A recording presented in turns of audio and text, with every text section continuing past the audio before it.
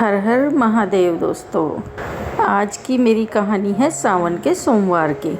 अगर आपको मेरी कहानी पसंद आए तो कमेंट बॉक्स में हर हर महादेव ज़रूर लिखना। और अगर साथ ही आप मेरे चैनल पर नए हैं तो मेरे चैनल को सब्सक्राइब कर लीजिए।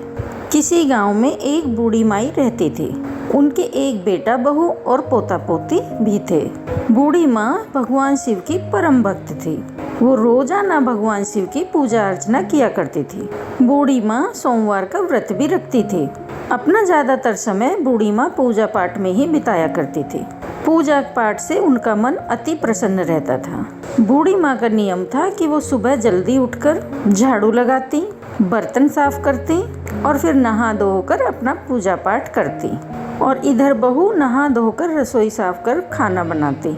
एक समय की बात है, सावन का महीना चल रहा था तो बूढ़ी माँ रोज शिव मंदिर जाती थी। बूढ़ी माँ अपना काम कर नहा धोकर मंदिर चली गई। इधर बहू ने आज बिना नहाए बासी चूल्हे पर खाना बनाने की तैयारी कर ली। उसने चौका भी नहीं लगाया। बहू ने बासी चूल्हे में ही आग जला दी और फिर काम करने लगी। तभी बहू का बेटा खेलते हुए वहां आ गया। उसने चूल्हे से जलती हुई लकड़ी निकाल ली, जिससे कि उसके कपड़ों में आग लग गई और वह जलने लगा। बहू दौड़कर आई और आग को बुझाने लगी। तब तक बच्चा बहुत जल चुका था।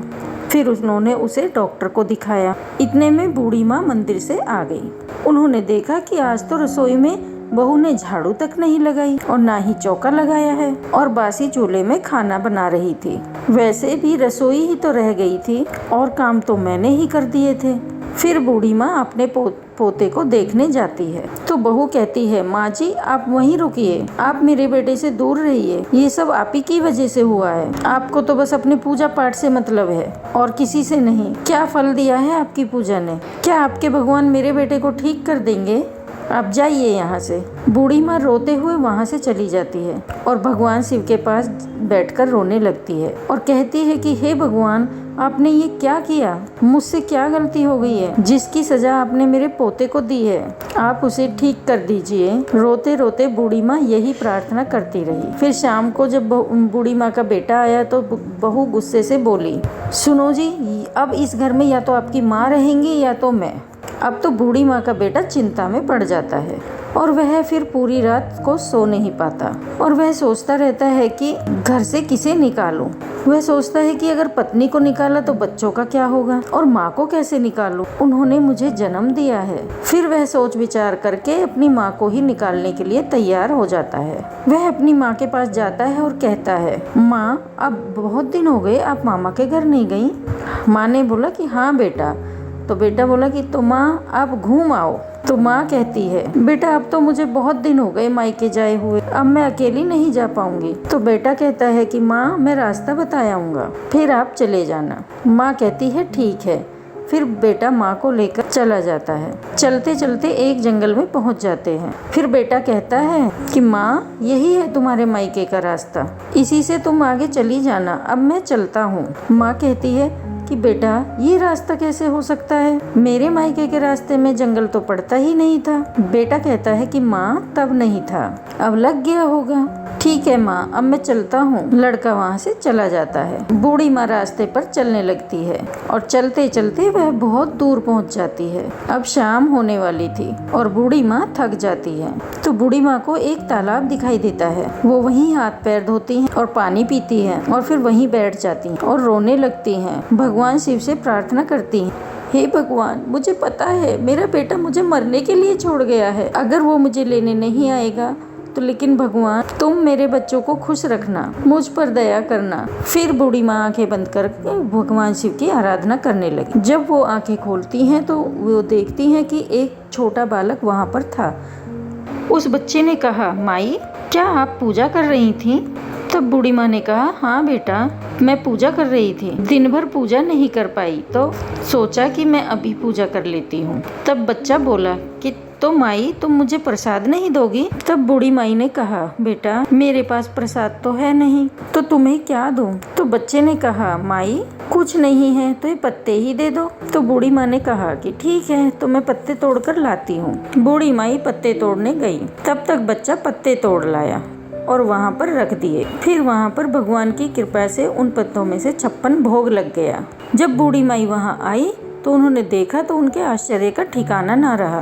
वे बूढ़ी माई बहुत खुश हुई और उन्होंने बच्चे को गले लगाकर पूछा, बेटा तुम इतना अच्छा भोजन कहाँ से लाए हो? बच्चे ने कहा कि माँ जी यहीं पास में मेरी कुटिया है, वहीं से लाया हूँ। चलो माँ अब भोजन करते हैं, तुम मुझे खिलाना मैं तुम्हें खिलाऊंगा। फिर दोनों ने मिलकर वहीं बैठकर भोजन किया और फिर वह बच्चा वहाँ से जाने लगा। तो बूढ़ी माँ से कहता है कि माँ जी आप यहीं रहिए, आप यहाँ से कहीं मत जाना, रात हो चुकी है, आगे जाओगी तो जंगली जानवर तुम्हें नुकसान पहुँचा सकते हैं। तब बूढ़ी माँ ने कहा कि ठीक है बेटा, और बूढ़ी माँ वहीं पर रुक गई। रात में बूढ़ी माँ सो गई।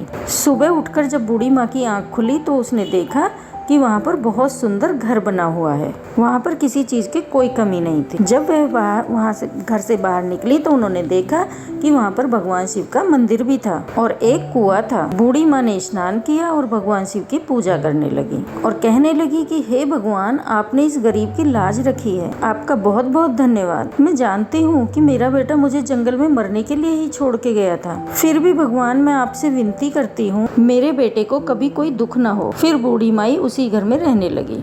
इधर बूढ़ी माँ के बेटे के घर उनके जाते ही उनके घर में कुछ नहीं बचा। सब धन वैभव संपत्ति सब नष्ट हो गई।